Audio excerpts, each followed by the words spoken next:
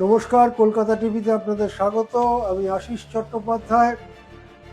নতুন যে রেশন বন্টন পদ্ধতি শুরু হয়েছে তা নিয়ে যেসব সমস্যা দেখা দিচ্ছে সেই কথা নিয়ে আপনাদের কাছে এসেছি। আগে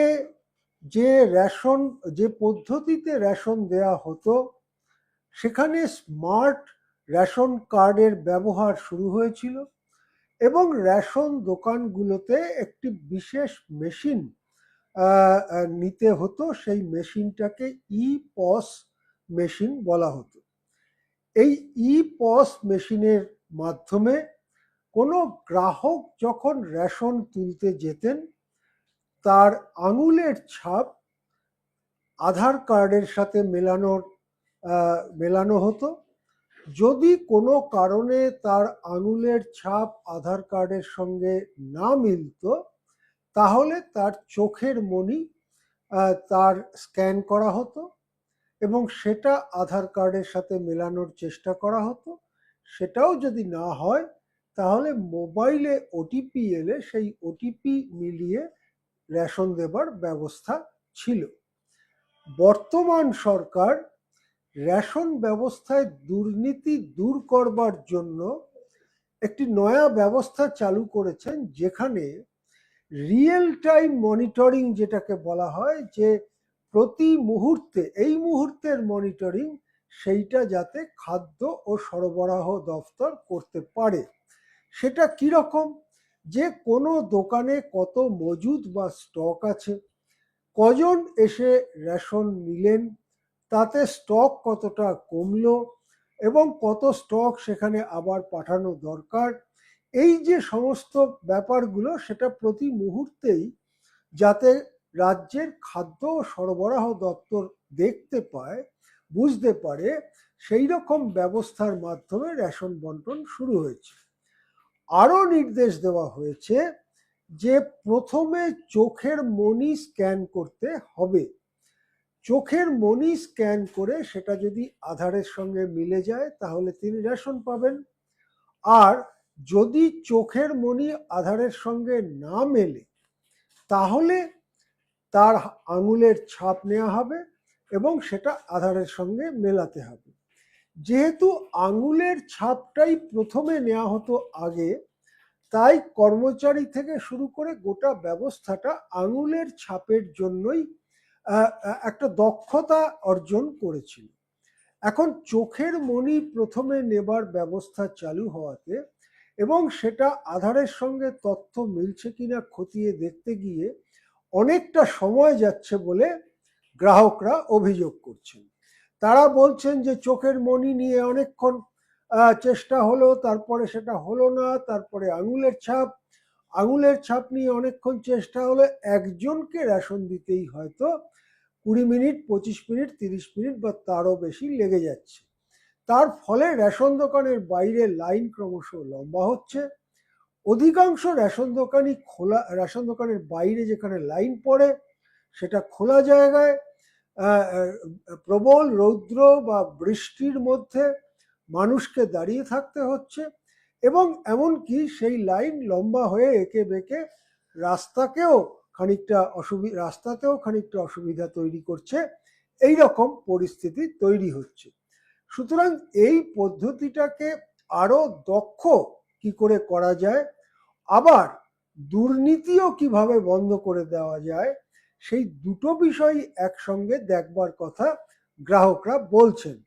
সরকারের বক্তব্য হচ্ছে, আমরা যদি রিয়েল টাইম মনিটরিং, অর্থাৎ প্রত্যেক মুহূর্তে যা হচ্ছে সেটা আমরা পর্যবেক্ষণ করতে পারি, তাহলে দুর্নীতির ব্যাপারটা অনেকখানি হ্রাস টানা সম্ভব হবে। সেটা স্বাগত জানাচ্ছেন গ্রাহকরা। দুর্নীতির বিরুদ্ধে এই পদক্ষেপ স্বাগত, কিন্তু তাদের হয়রানিও যাতে কম হয় সেই ব্যাপারটা নিয়ে গ্রাহকরা একটু কথাবার্তা বলছেন বা একটা অভিযোগ জানাচ্ছেন। এমনিতে আমাদের রাজ্যে প্রায় 9 কোটি মানুষ রেশন ব্যবস্থা অন্তর্ভুক্ত। এর মধ্যে কেন্দ্রীয় সরকার বিনামূল্যে খাদ্যশস্য দেয় 2 শ্রেণীর রেশন কার্ড হোল্ডারকে। একটা শ্রেণীকে বলা হয় অন্তোদয় অন্ন যোজনা, ইংরেজি আদ্যক্ষরগুলো নিয়ে AAY বলা হয়। এই প্রকল্পে প্রায় 5.5 কোটি মানুষ আছেন, যারা সব থেকে বেশি দরিদ্র বলে ধরে নেওয়া হয় সমাজের, এবং তারা পরিবার পিছু মাসে 35 কেজি খাদ্যশস্য বিনামূল্যে পান। এর পরের ধাপ হচ্ছে প্রায়োরিটি হাউসহোল্ড, এটাকে সংক্ষেপে PHH বা SPHH বলে। এটাও কেন্দ্রীয় সরকারের টাকাতে। এখানকার সিস্টেমটা হচ্ছে পরিবারের প্রতি সদস্য মাসে 5 কেজি খাদ্যশস্য বিনামূল্যে পাবেন। পরিবারে যদি 5 জন সদস্য থাকেন তাহলে 25 কেজি পাবেন। এই দুটো সংখ্যা মেলালে 6 কোটি 2 লক্ষর মতো মানুষ আমাদের রাজ্যে, যারা কেন্দ্রীয় সরকারের ওই প্রকল্পে বিনামূল্যে খাদ্যশস্য পান।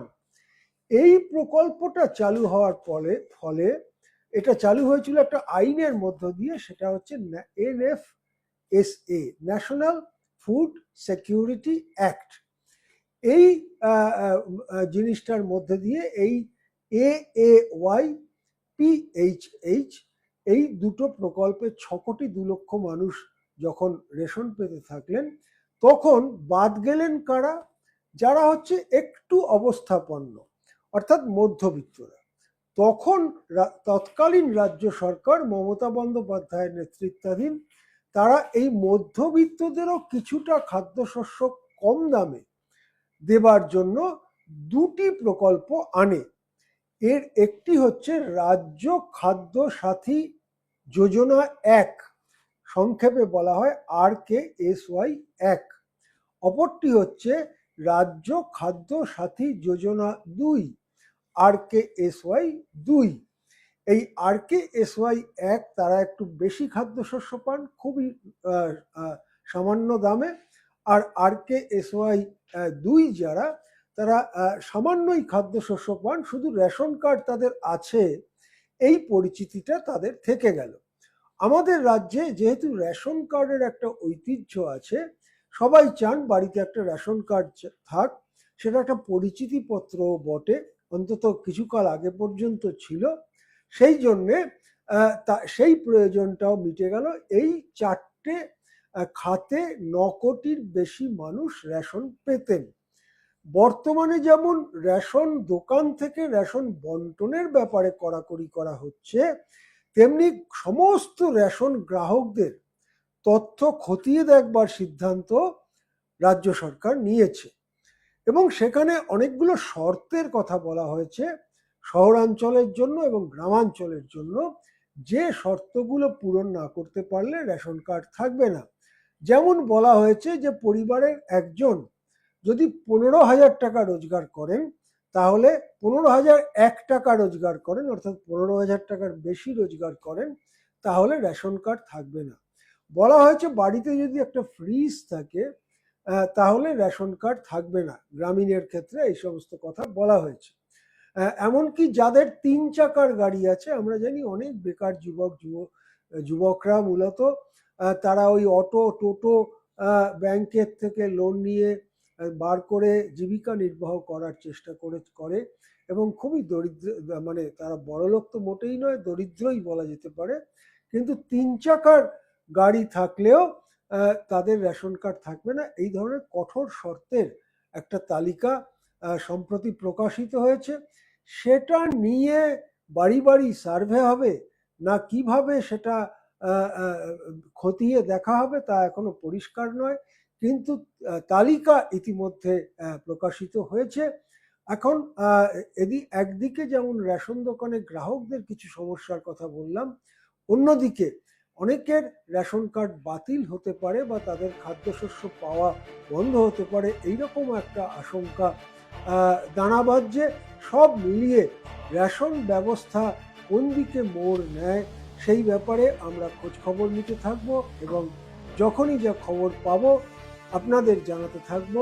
এখন এ পর্যন্তই। দেখতে থাকুন কলকাতা টিভি।